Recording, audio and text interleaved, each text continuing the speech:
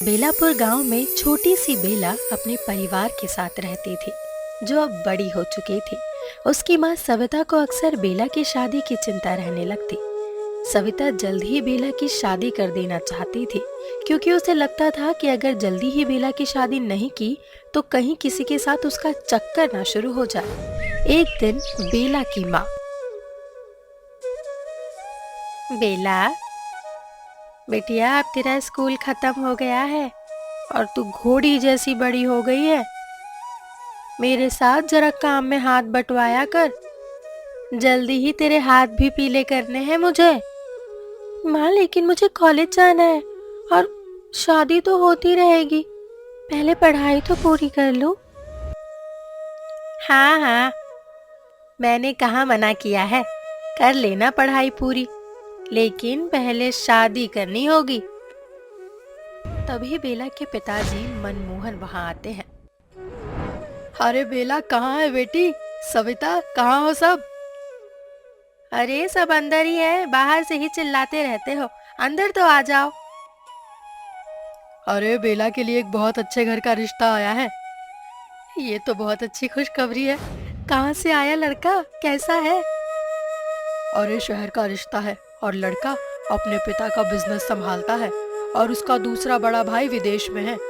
वो तो शादी कर नहीं रहा, तो अब घर वाले जल्दी से छोटे की करना चाहते हैं। चलो, ये तो अच्छी बात है, जैसा सोचा था वैसा ही रिश्ता आया। बेला, अरे ओ बेला, सुना तेरे पापा ने क्या कहा? शहर से रिश्ता आया है तेरे लिए।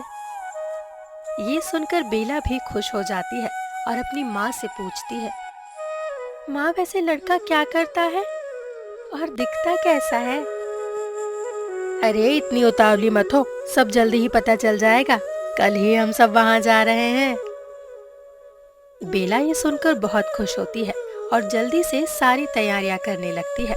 अगले दिन सभी शहर के लिए निकलते हैं। लड़के के घर पहुंचकर उसका घर देख सभी हैरान रह जाते हैं, क्योंकि घर बहुत बड़ा होता है। तभी लड़के की माँ आती है। अरे आइए आइए बहन जी, आपका बहुत स्वागत है। सभी जाकर अंदर बैठते हैं, लेकिन बेला की नजरें तो किसी और को ही ढूंढ रही थी। तभी लड़के की माँ कहती है, हमने तो बेला को फोटो में देखकर ही पसंद कर लिया था, लेकिन सामने से तो आपकी बेला लाखों में एक है। ये सुन बेला शर्मा जाती है। तभी वहां लड़का सोहम आ जाता है, जिसे देख बेला के मन में लड्डू फूटने लगते हैं। सोहम भी आंखों ही आंखों में बेला को बता देता है कि उसे बेला बहुत पसंद है। तभी लड़के के पिता कहते हैं, मनमोहन जी, देखिए अब दोनों बच्चों की शादी जल्द ही कर देनी चाहिए। आपको तो पता ही है, सोहम का बड़ा भाई कुणाल विदेश में है और वो शादी करना ही नहीं चाहता, तो हमने सोचा जल्द ही सोहम की शादी कर देते हैं। अब इतना बड़ा बिजनेस है, इसे संभालने के लिए हमारी आगे की पीढ़ी भी तो जल्दी आनी चाहिए ना। समझ रहे हैं ना आप मैं क्या कहना चाह रहा हूँ? इसलिए हमें एकदम सुंदर बहू चाहिए, बिल्कुल आपकी बेला जैसी। जी जी, क्यों नहीं, जब आप कहें तब शादी फिक्स करते हैं। जल्द ही शादी का मुहूर्त तय हो जाता है और 15 ही दिन में बेला और सोहम की शादी हो जाती है। बेला उस आलीशान घर की चकाचौंध देखकर बस उसी में खोई रहती। उसे सोहम जैसा एक अच्छा जीवन साथी मिला, जो उससे बहुत प्यार करता था। एक दिन अचानक कुणाल का विदेश से फोन आता है कि वो घर आ रहा है। तभी बेला की सास बेला से, बेला बेटा, तुम्हारे जेठ जी आ रहे हैं, जिनसे तुम पहली बार मिलोगी। मेरा कुणाल सोहम की परछाई है, वो भी तुमसे पहली बार मिलेगा।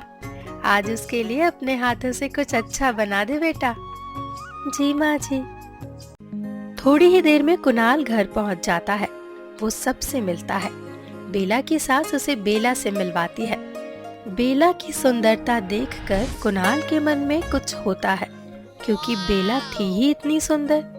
बेला, ये तुम्हारे जेठ जी है कुणाल, और कुणाल ये इस घर की बहू सोहम की पत्नी बेला है ना बहुत सुंदर? भगवान करे इसे देखकर तेरा भी शादी करने का मन हो जाए। ये सुनकर बेला शर्मा जाती है और कुणाल से कहती है, कुणाल जी, आप हाथ मुंह धो लीजिए, आपके लिए स्पेशल बनाया है। तभी बेला की सास कहती है, बेटा, ये तुम्हारे जेठ जी है, इन्हें नाम से नहीं बुलाते, इन्हें भैया कहकर बुलाओ। तभी कुणाल कहता है, ओ मॉम, कैसी बातें कर रही हो, आजकल सब चलता है। Bela, you call me Kunal, only Kunal. Okay Kunal ji. Kunal और बेला में बहुत अच्छी बनने लगती है। बेला कुणाल के बहुत करीब आ जाती है। बेला कुणाल से अपनी सारी बातें बताती है कि वो आगे पढ़ना चाहती है और भी बहुत कुछ करना चाहती है, लेकिन वो इस घर में बहुत खुश है।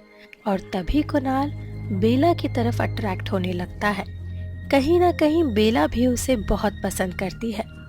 तभी कुणाल बेला से कहता है, बेला, तुम्हारी कोई बहन है क्या जो बिल्कुल तुम्हारी तरह दिखती हो? भला क्यों? मेरा भी अब शादी करने का मन होने लगा है तुम्हें देखकर। मुझे भी लगता है कि मुझे भी तुम्हारे जैसी लड़की चाहिए थी, और अभी तक मैं समझ ही नहीं पा रहा था। तो आप विदेश से पहले क्यों नहीं आ गए? तो सोहम की जगह मेरी शादी आपसे ही होती। माँ ने तो मुझे तुम्हारा कभी फोटो ही नहीं दिखाया, वरना सच हमारी शादी हो जाती। ये सारी बातें बेला की सास छुप कर सुन रही होती है और वो मन ही मन सोचती है कि अब जल्द ही कुणाल की भी शादी करनी होगी। उसके लिए बेला जैसी एक सुंदर बहू लानी होगी। और वो गांव में बेला जैसी सुंदर लड़की की तलाश करने चले जाते हैं। और उनकी तलाश खत्म होती है लेखा पर, जो बेहद सुंदर होती है। लेखा का फोटो कुणाल को दिखाया जाता है और कुणाल लेखा से शादी के लिए हाँ कर देता है। तभी बेला की सास बेला से कहती है, बेला, तुम हमारे घर के लिए बहुत शुभ हो। तुम्हारे जेठ जो कभी शादी नहीं करना चाहते थे, लेकिन तुम्हें देखकर उसने भी शादी के लिए हाँ कर दी। हमारा परिवार अब पूरा हो गया। जी माँ जी। बेला और कुणाल भी समझ गए कि उनका रिश्ता जेठ और बहू का है। बेला अब एक बेटे को जन्म दे चुकी है और उसने अपनी आगे की पढ़ाई भी शुरू कर दी है, जिसमें कुणाल यानी कि बेला के जेठ उसकी अक्सर मदद करते हैं। चैनापुर गांव में चुलबुल नाम का एक लड़का अपने माँ बाबूजी के साथ रहता था। चुलबुल बड़ा ही सीधा साधा था और वो अपने बाबूजी के साथ अपनी राशन की दुकान पर काम करता था। एक दिन चुलबुल की माँ, अरे चुल्लू के बाबूजी, जरा दुकान से दिमाग हटाकर अपने लड़के की तरफ भी ध्यान दे दो। घोड़े जैसा बड़ा हो गया है, 25 साल का। अरे इसकी शादी वादी करनी है कि नहीं? और अब मैं भी बूढ़ी हो गई हूँ, बहू ले आओ तो मैं भी थोड़ा आराम करूं। अरे हाँ भगवान, मुझे भी सब दिखता है। अरे कल ही मैंने अपने पांडे जी से बात की थी। वो बता रहे थे उनके गांव छगनपुर में एक लड़की है, रसीली नाम की, बहुत सुंदर है। कल वो फोटो लेकर आने वाले हैं। अच्छा जी, ये तो बहुत अच्छी बात है। क्यों रे चल्लू, तेरी तो मर्जी है ना शादी वादी करने की? माँ, अब मैं क्या बोलूं, जैसे आपकी मर्जी। बेटा हो तो ऐसा, हमारा चुल्लू हमारे फैसले पर ही हाँ कर देता है, चू तक नहीं करता। देखना, पूरे मोहल्ले में सबसे सुंदर बहू लाऊंगी। थोड़ी देर बाद चुल्लू और उसके पिताजी दुकान पर चले जाते हैं। चुल्लू दुकान पर काम कर रहा होता है, तभी पांडे आता है। हाँ भाई मनीराम, हो कहाँ? चाचा जी, पिताजी अंदर सामान गिन रहे हैं, बस आते ही होंगे, आप बैठिए ना। अरे वाह पांडे जी, बड़ी सुबह सुबह आ गए, क्या बात है?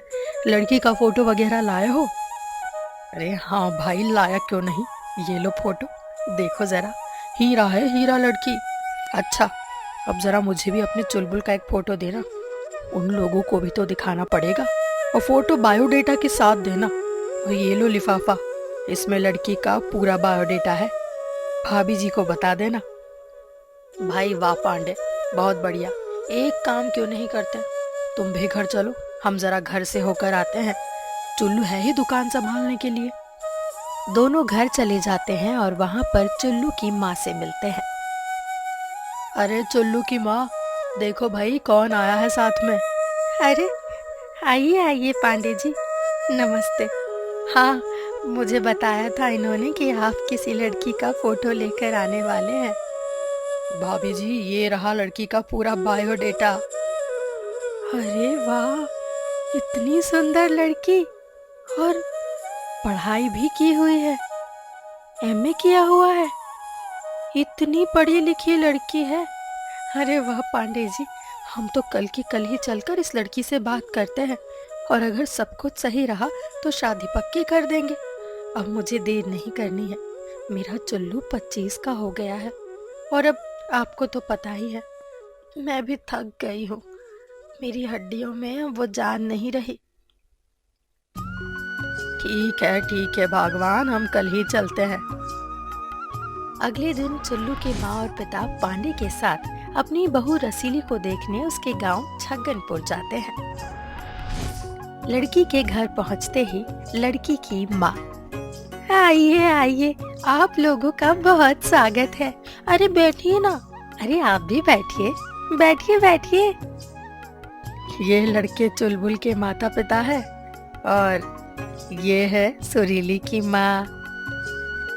अब आपसे क्या कहूँ, जब से हमने आपकी बेटी की फोटो देखे हैं, हमारे लड़के के लिए वो हमें एक ही नजर में पसंद आ गई।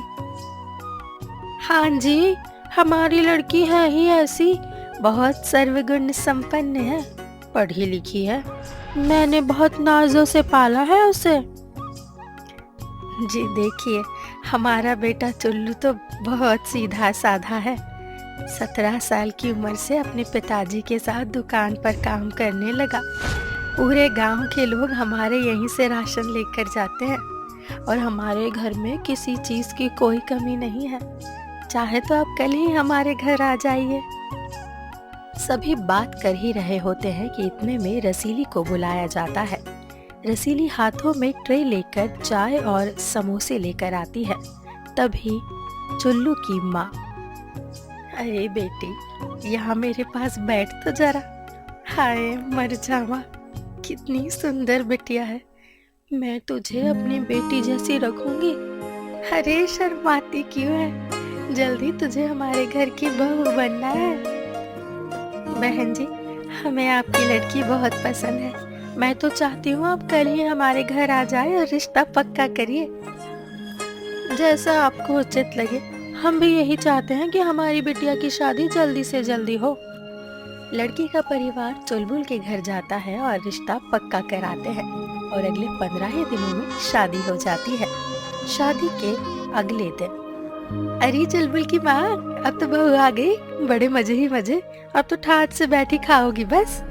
चल नजर मत लगा, एक दिन हुआ नहीं मेरी बहू को आए हुए, चल आना, कल मुंह दिखाई है, हीरा है हीरा। अरे हाँ हाँ क्यों नहीं, जरूर आएगी बबीता। ये चुलबुल और बहू अभी तक उठे क्यों नहीं, 9 बज गए हैं, सारे रिश्तेदार यहीं पर है, क्या करूं, दरवाजा खटखटाऊं, इसे अच्छा भी तो नहीं लगता, शादी का पहला दिन, और अगर दरवाजा नहीं खटखटाया तो सारे मेहमान मेरे मुंह पर थूकेंगे, मुझे तो जाना ही पड़ेगा। अरे चुल्लू, रसीली, बेटा उठे नहीं अभी तक, 9 बज गए, देख जरा, सारे रिश्तेदार पूछ रहे हैं, अरे दरवाजा तो खोल। हाँ माँ, बस उठ गया। बहू कहाँ है, नहा रही होगी ना? नहीं माँ, सो रही है वो भी। अरे बेटा, तू कैसी बातें कर रहा है, तूने बहू को उठाया नहीं? अरे सारे मेहमान क्या बोलेंगे? अरे 10-10 बजे तक कोई सोता है क्या? अरे पहली रसोई है। अरे बेटा, उठा बहू को, देखो भोर हो गई, उठो, सारे मेहमान घर पर है, माँ ने कहा है तुम्हें उठाने के लिए, उठ जाओ, आज तो तुम्हारी पहली रसोई है ना। क्या बनाओगी आज अपने पति के लिए?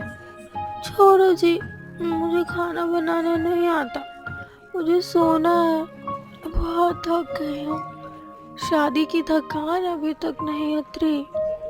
माँ से क्या कहूँ, माँ कब से तुम्हें उठा रही है। तुम्हारी माँ को कोई और काम नहीं है क्या मुझे उठाने के अलावा? मुझे सोने दो। तुम कैसी बातें कर रही हो, ऐसा मत बोलो। अच्छा, मतलब मैं उठ जाऊं, बीमार पड़ जाऊं? और मैंने क्या गलत बोला माँ के बारे में? तुम मुझे इस तरह डांट नहीं सकते। अच्छा अच्छा, चलो मुझे माफ कर दो, सो जाओ। तुम 1-2 घंटे और सो जाओ, मैं माँ को समझाता हूँ। माँ, शादी के सारे कामों ने उसे बहुत थका दिया है, उसे 1-2 घंटे और सोना है। चुल्लू तो कैसी बातें कर रहा है। अरे सारे मेहमान घर में हैं, पहली रसोई है बहू की, और मैं अब बहू को उठाने जा रही हूँ। अरे बहू रसीली, अरे उठ जा रे बेटा, अब तेरी शादी हो गई है। चल, सपने से जाग जा, आज पहली रसोई है, जरा अपने ससुराल वालों को कुछ मीठा तो बना कर खिला। मम्मी जी मुझे इतनी जल्दी उठने की आदत नहीं है, मुझे अब 1-2 घंटे और सोना है। आप समझती क्यों नहीं? और मुझे खाना वाना नहीं बनाना आता। ये तो कैसी बातें कर रही है बहू, उस दिन तो तूने कितने करारे समोसे बनाए थे। अरे कोई करारे समोसे ऐसे ही थोड़ी ना बन जाते हैं, जानती हूँ बहुत मेहनत लगती है। वो बाजार से मंगाए थे मम्मी जी, मुझे तो पानी भी गर्म करना नहीं आता। हे राम, कैसी बातें कर रही है। अब मैं सब मेहमानों को क्या जवाब दूँ कि मेरी बहू बस दिखने की सुंदर है, गृहस्थी चलाना इसे नहीं आता। देख बहू, आज तो तुझे उठना ही पड़ेगा, यह हमारे परिवार की इज्जत का सवाल है। ये सुनकर रसीली गुस्से से बिस्तर से उठती है और बाथरूम में चली जाती है। तब तक चुल्लू की माँ वहीं बैठी रहती है। रसीली नहा कर आती है। चल बेटा, अब जल्दी से किचन में चल, सब लोग तेरा इंतजार कर रहे हैं, तू तो अच्छी बिटिया है ना। चल। रसीली किचन में जाती है और सभी के लिए हलवा बना कर लाती है। मैं कहती थी ना, मेरी बहू हीरा है। चलो बैठो, आज बहू ने मीठा बनाया है, सबसे पहले आप खाइए जी अपनी बहू के हाथ का मीठा। अरे हाँ भाई, लाइए लाइए, सबसे पहले तो मैं ही चखूंगा, इस घर का सबसे बड़ा जो हूँ। क्या है ये, मीठा है कि नमकीन? और नमकीन भी ऐसा कि इसमें तो नमक ही नमक भरा हुआ है। ये क्या किया बहू? नमक और चीनी तो जानती होगी तुम। मैंने पहली बार हलवा बनाया, उसमें भी मुझे तुम सबने बुरा भला कहा।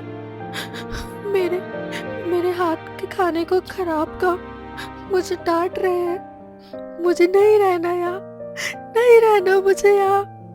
अरे माँ, आपने रसीली को रुला दिया, थोड़ा तो सोचो, वो पहली बार इस घर में आई है, आपको सोच समझ कर बोलना चाहिए था। अरे बेटा, लेकिन क्या गलत बोला, चीनी की जगह बहू ने नमक डाल दिया है, यही तो बोला है। बस पिताजी, देखिए वो रो रही है। चुल्लू रसीली को चुप कराते हुए ऊपर कमरे में ले जाता है।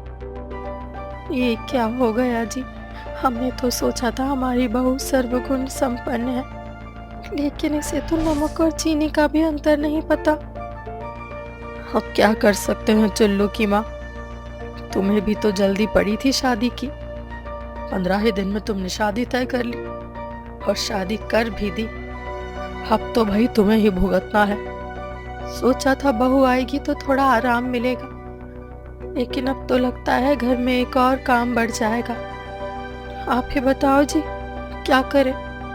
क्या कर सकते हैं भाग्यवान, अपने बेटे को नहीं देख रही, रसीली के आते ही वो पूरा बदल गया। और रसीली की माँ से भी क्या कहे, मुझे तो वो भी रसीली से कुछ कम नहीं लगती। अब जो भी करना है तुम्हें ही करना है। तभी चुल्लू आता है। माँ, मैं और रसीली जरा बाहर जा रहे हैं, रसीली को पिज्जा खाने का मन हो रहा है, हम आते हैं जरा। हाँ बेटा, जाओ पिज्जा खाओ। बहू लाने के लालच में मेरा तो बेटा भी हाथ से निकल गया, अब क्या करूं?